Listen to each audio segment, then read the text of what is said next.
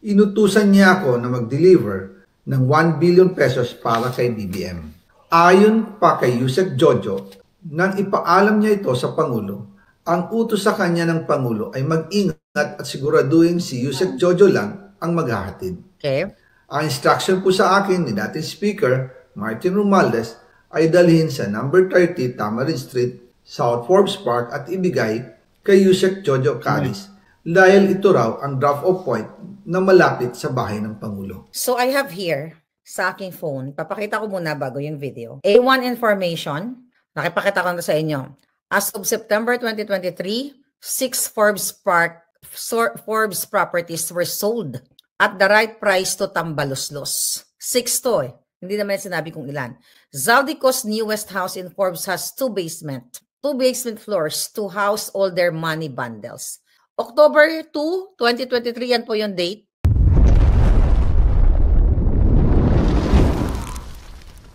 Ayan, nakita niyo yung date. Wait, A1, ayan, nakita niyo sa taas, October 2, ayan, di ba? October 2, ayan yung information.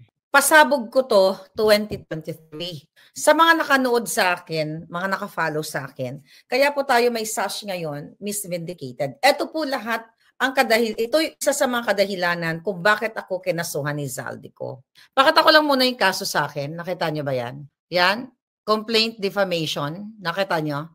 Available naman yan public. Final yan last year at ng kanyang asawa. Okay, defamation case. Kasi nga, siraan ko daw sila, hindi daw totoo na magnanakaw sila sa Kaban ng Bayan. Ito po yung video. Bahay sa Paris at Forbes Park ni Zaldico, taguan ng pera ng bayan ko versus Villanueva. Ay may nag-message sa akin na nasa circle din nila. Okay? Nasa circle din nila Zaldico Langot na siya ay may, ang asawa ni Zaldi, ayon sa ating source o sa ating puting ahas, mga kababayan, ay doon dinadala sa Paris at sa Forbes Park ang pera nating lahat. Okay. Pera ng bayan. Tama? So may nag-message sa akin, naikwento ko na to sa inyo, na-expose na natin. Ah, di ba? Pasok na pasok. Inamin na mismo ni Zaldico, kaya sabi ko, oh my God, nag-match yung aking expose na siya ay nagde-deliver ng bahay. Ito yung kinaso niya sa akin. Exactly. Nag-defame ko daw siya. Di ba? Kaya I'm so excited sa case namin actually talaga eh. Pero anyway, sige, tuloy natin. Na bumili ng bahay o ng apartment sa Paris, France. Iba pa yun. Sa number 31, sorry for my pronunciation. Actually, may nag-expose din yan, di ba? Na taga Paris, nakakilala din nila. Napag-usapan na natin yan, pero nire-recap lang natin na nag-match lahat yung ating expose. Hindi tayo nagsisinungaling dito, mga kababayan. So, ayon sa ating source na nakamanman sa asawa ni Zaldico Langot, na kung saan, mga kababayan, ang asawa ni Zaldico Langot ay kolektor ng Hermes. Tignan natin, for mga Hermes. Itong bahay na, itong apartment na ito, kasi diyan bumili ng apartment unit ang asawa ni Zaldi. So ito, mga kababayan, pinuntahan natin. Okay, pakita lang natin konti, pinuntahan ko sa Paris. Ito. Ayan, tingnan natin. Tapos pupunta tayo sa Forbes Park issue. So hindi ka makapasok kasi merong pinuntahan ko sa Paris right? Ng 2023 ah. Okay, so pumasok ako dyan, tapos then ito. Tingnan natin. Papasok sana ako. So ayan, so supposedly papasok sana ako, kaso lang meron palang susi. Ayan, actually napaka-simple lang naman na apartment ko, titignan mo. Pero nasa heart nga siya ng shopping center dito sa Avenue Montaigne. Ayun, nakita nyo number 31. Tignan natin. So ito na yun. Ito na yung ginagawa ni Zaldico Langot, ni Lisa, lahat yan sila para atakihin tayo para nga naman mas mangibabaw yung kanilang kasinungalingan. Okay? Na chairman ng Committee on Appropriations, hawak nila ang budget ng Pilipinas, mga kababayan.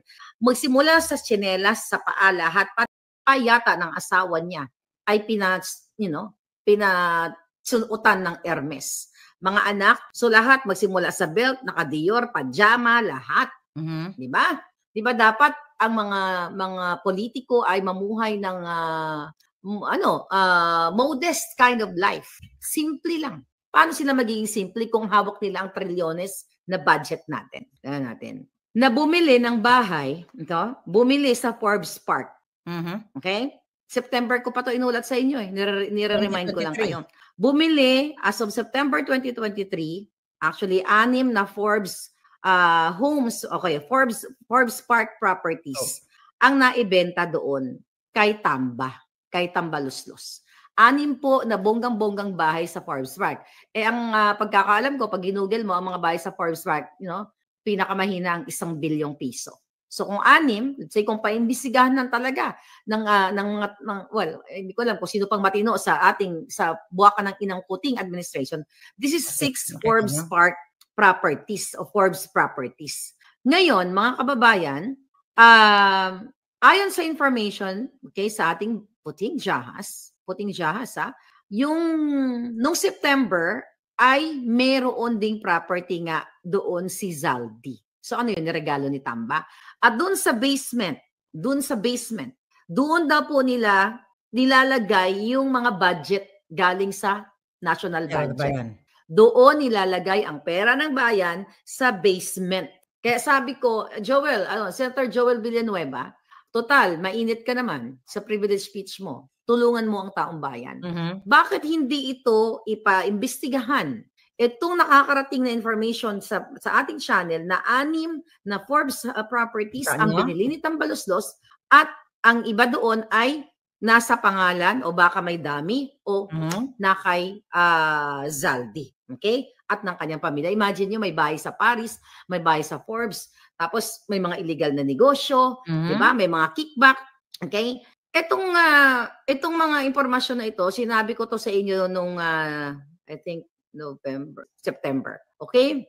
Mga palangga, na lahat ng infrastructure projects sa Congress ay dumadaan sa kamay ni Zaldi Colangot, Congressman Zaldi Colangot, at Congressman Edwin Guardiola, bagong pangalan to, Congressman Edwin Guardiola, and Congressman Momo. Nakita niyo yung mga pangalan? Ito yung sinasabi ko sa inyo na in-expose ko na sa inyo matagal na panahon. Congressman na contractor ngayon, si CWS Party List Representative Edwin Guardiola.